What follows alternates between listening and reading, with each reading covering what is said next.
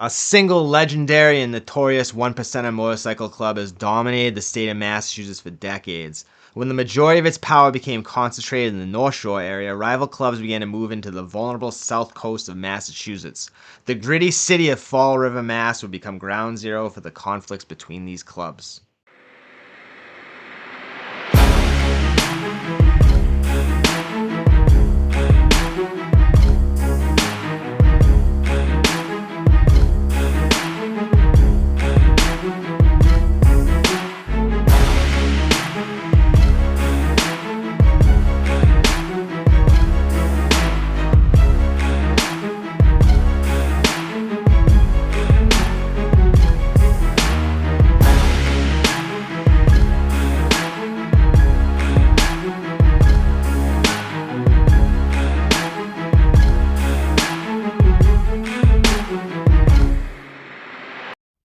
What's up, everybody? Welcome back. So today we're going to briefly discuss a topic I don't normally or actually ever cover, the one percenters of the motorcycle world.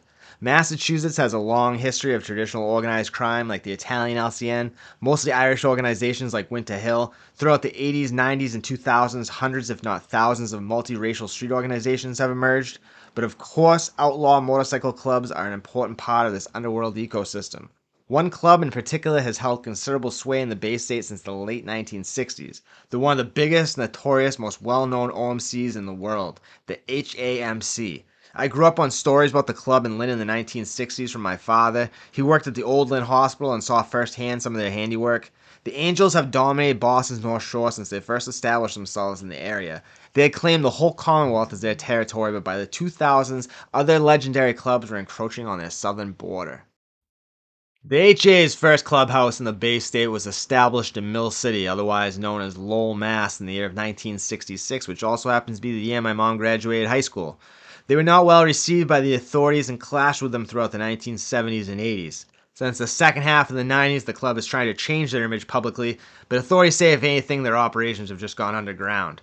Members of the Lowell, Mass. chapter were involved in a big deal gone wrong in Fort Lauderdale in 1974. They returned to Massachusetts and were buried in a Lowell cemetery.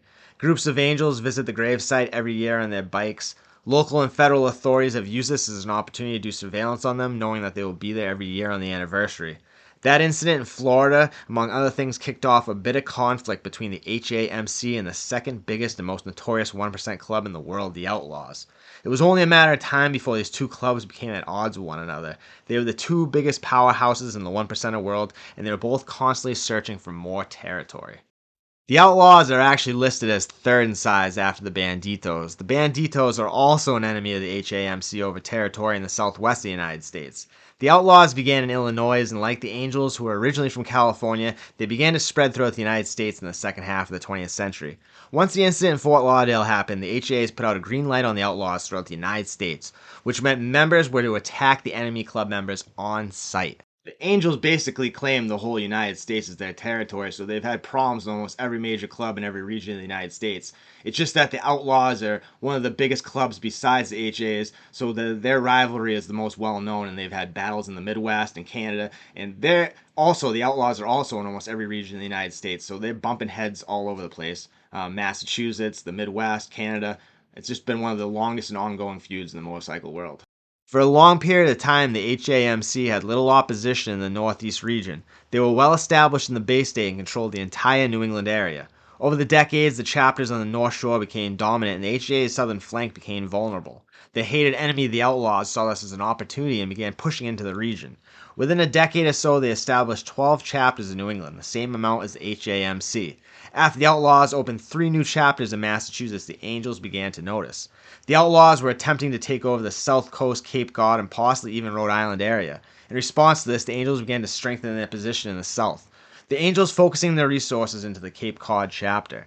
The Outlaws tried to gain a foothold in the rough South Coast city of Fall River and base their operations from there. They began to cause friction with the HA support club called the Sidewinders, who had a strong presence in the city. The tensions between the two clubs boiled over in 2019 when an Outlaw member and some associates went to a bar frequented by Sidewinders in Fall River. They were asked to leave about 30 minutes after arriving. The owner of JC's Cafe didn't want any trouble in his establishment. Tensions had been mounting up to a climax for months now. There was an almost 50-man rumble at a mixed martial arts match in Plymouth, Mass., but police separated the two groups. Police again broke up the two groups in front of Scotty's pub in Fall River when two large groups of sidewinders and outlaws were about to engage each other. Apparently, after the outlaw and his companions were kicked out of JC's cafe, a group of sidewinders and supporters accosted the smaller group in the parking lot. In the chaos, the outlaw member retrieved a weapon from a car, and as a result, a sidewinder member lay dead in the parking lot. The whole ordeal was caught on surveillance camera. That prompted multiple raids by authorities on both clubs in a variety of locations. The Pagans are another well-known club, not as big as the HAs or the Outlaws, but definitely notorious, even in the one percenter world. They tried to challenge the Angels' authority in the region as well.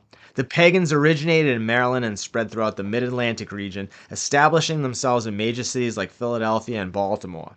The Pagans have always been known to manufacture and distribute substances to further their club's expansion, one substance in particular.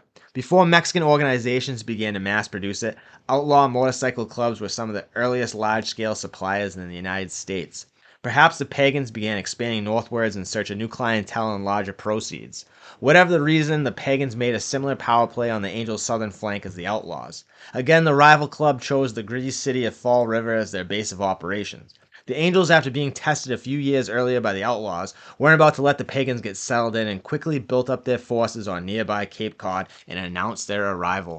On the morning of May 14, 2022, a group of more than 100 strong HAs stopped at a rest stop off the highway in Bridgewater, Mass. They discussed last-minute plans and refueled their bikes before the horde descended upon Fall River and the Pagans. After the clashes with the Outlaws in southern Mass, the Angels weren't messing around with the Pagans. This was a heavy-handed show of force to intimidate the other club and encourage their exit from Massachusetts. Citywide crime spotter cameras caught the 100-plus procession as it entered Fall River. A group of about 40 riders separated from the main group and headed in the direction of the Pagans' clubhouse. As the Angels drove by the clubhouse, many non-pagan members and women ran to the safety of the building. The Angels proceeded past the clubhouse, turned around, and doubled back. This time, about 25 riders stopped their bikes and attacked while the other HAs blocked traffic and ensured a safe getaway. As the 6 or so Pagans tried to stand their ground, 24 plus Angels rushed them. It was definitely an ugly scene for first responders. The more than 24 Angels easily overwhelmed the 6 or 7 Pagans that tried to stand their ground. The attack lasted a matter of minutes before the Angels got back on their bikes and made for the Cape Cod Clubhouse in Westport to meet up with the rest of the Angels they had traveled with. When the authorities arrived at the Pagans' clubhouse, it was a gruesome scene. Red had splattered all over the sidewalks, street, parked cars, and even the building itself. 7 men were transported by ambulance to the hospital. One man still had a saber-like piece of metal still protruding from his upper body when the authorities arrived. The Angels involved in the attack went back to the clubhouse in Westport on the Cape to allegedly change their clothes and hide weapons. Authorities surveilled the clubhouse in the hours after the melee, watching groups of HAs exiting on bikes and cars scattering in various directions. Fall River was all set with being a battlefield for various outlaw clubs. They evicted the Pagans from their city. City officials and the police department were able to shut down the Pagans' Fall River clubhouse and force them to at least temporarily leave their city.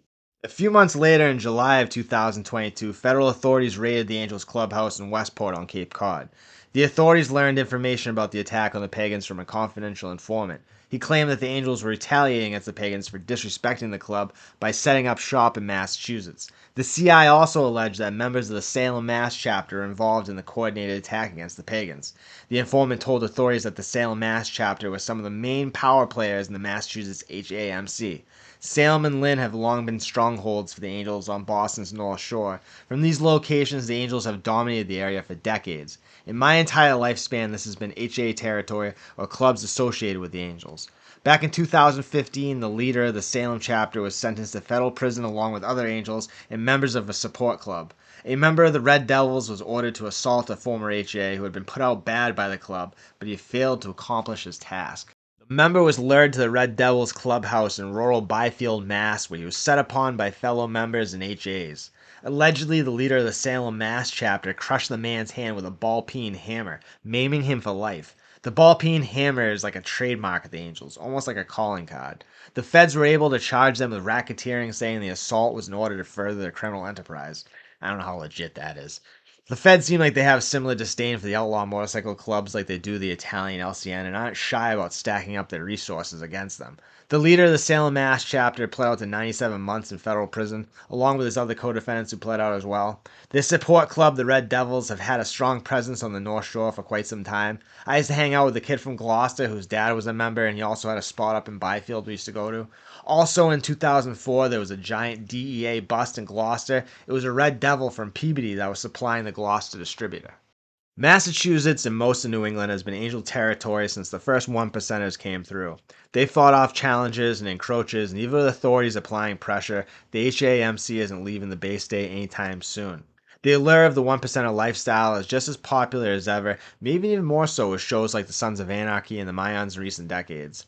Still to this day, people will act different if you're wearing something that's red and white and sports the numbers 81 on it. Outlaw bikers have always had a mystique about them and they capture the public's attention, and the Angels are the cream of the crop. They are also respected and close to the Italian LCN, at least in Massachusetts. Members of the HAMC were pallbearers at Jerry Angiulo's funeral, the former LCN boss of Boston and Raymond Patriarca, the New England Dons underboss. Also, I've heard about members of street organizations becoming Angels. I don't know if this is just an isolated incident, but a guy from the blue side in Lynn apparently gave up that lifestyle to become an outlaw biker, and he hangs out with the club now.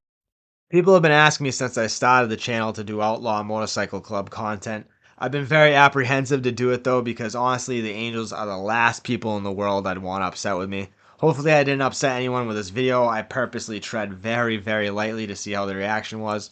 I only spoke on things that are very public knowledge and I purposely left names out.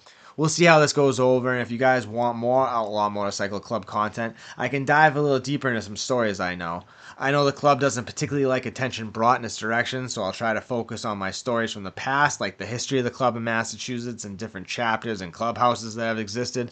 My Instagram account is active again. Go ahead and follow me. It's lowercase j underscore Trimmins, Trimmins.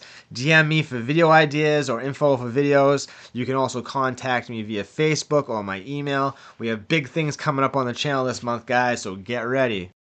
Movies and TV shows like Sons of Anarchy will always glamorize the one percenter lifestyle, but the reality is much different than what Hollywood makes it out to be. Like most criminal lifestyles, the one percenter life is just another dead end. If you like this video, hit the like button, subscribe if you're not already subscribed, but most of all, guys, make good choices, make good decisions, take good care of yourselves, your friends, your family, your fellow human beings. Try to have a nice day. I'll talk to you guys soon. God bless.